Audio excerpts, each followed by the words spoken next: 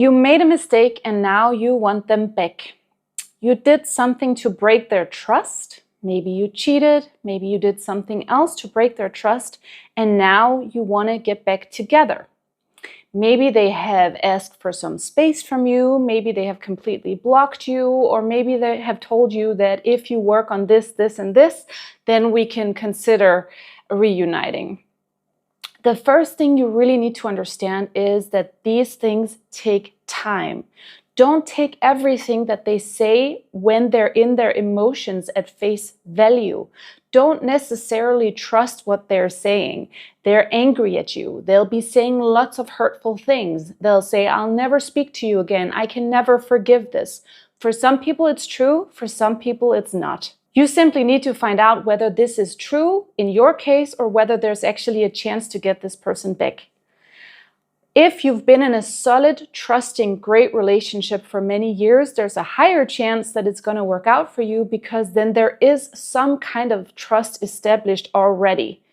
However, if this is a very new relationship, there might not be that foundation to bring it all back together. But don't lose hope. There are some things you can do, and then there are some things that are completely out of your hands. I don't know exactly how you broke the trust, you watching this video. I don't know exactly what you did, but I know that you need to figure out why you did what you did. The only way that you can regain trust in a relationship is if you find out what led you to this destructive behavior. Why did you cheat? Why did you, in some other way, not prioritize your partner or go down a bad path for you and for the relationship? With my clients, I often find that they tell me, I needed excitement, I'm a people pleaser, I do everything for everyone else, and this was just for me. I felt depressed, I didn't feel seen by my partner. There can be numerous reasons for why someone ends up doing something destructive to themselves or to the relationship, right? That breaks the trust. So you need to figure out exactly for you, what did you gain from this destructive behavior? And how can you make sure it never happens again? Because to be fair, if you want your partner back, you better make sure that this never happens again. Let's say you cheated on your partner. You better make sure that you never ever do that again. And willpower is not going to help you, okay? So the clients I have who come to me and they say like, oh, but I have a lot of willpower. I'll never do it. I'll never do it. As soon as shit hits the fan, they might revert back into old patterns if they haven't done the proper work. And the proper work is to find a way to satisfy whatever you were getting from that destructive behavior through a more healthy outlet.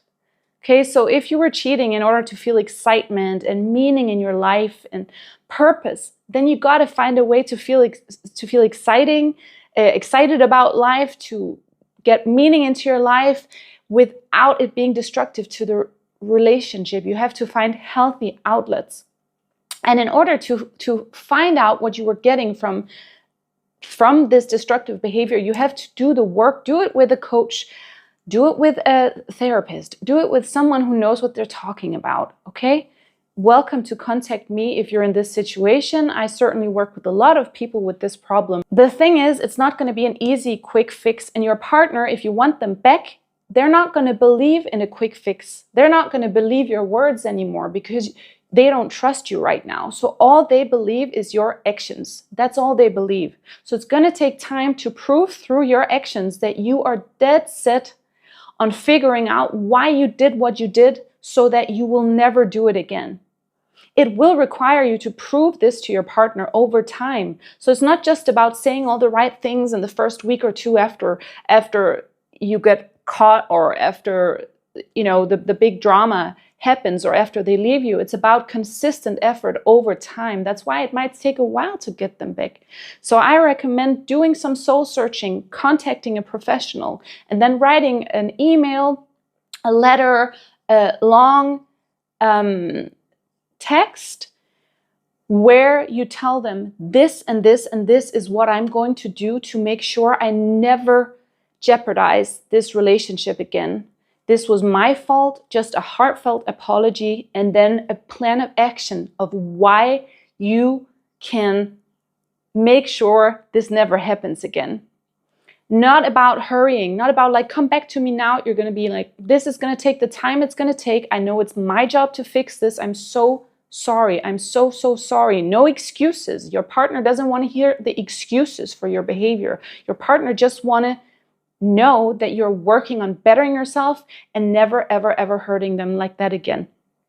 Okay, so it means you have to do the work. And ultimately, isn't it better for you to do the work as well? It's better for you as well. You are going to learn so much about yourself from doing this work. You're going to figure out so many things about what your wounds are, what your needs are, and how maybe your partner can even help you meet those needs eventually. Not in the beginning, but eventually. So it's all about not pressuring your partner to come back. You're not looking for the result immediately. You're just showing them that, hey, I'm here to do the work for me, for the relationship, for you. This was totally taking accountability. This was totally my fault.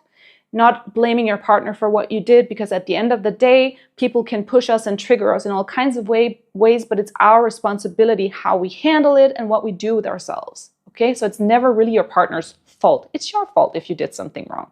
Okay, accountability, maturity, that's emotional maturity. And then expect it to take time. If this is a relationship worth salvaging, then invest the time. Invest the time, invest the resources. Don't think that you can do this by yourself. Even coaches need coaches. Therapists need therapists.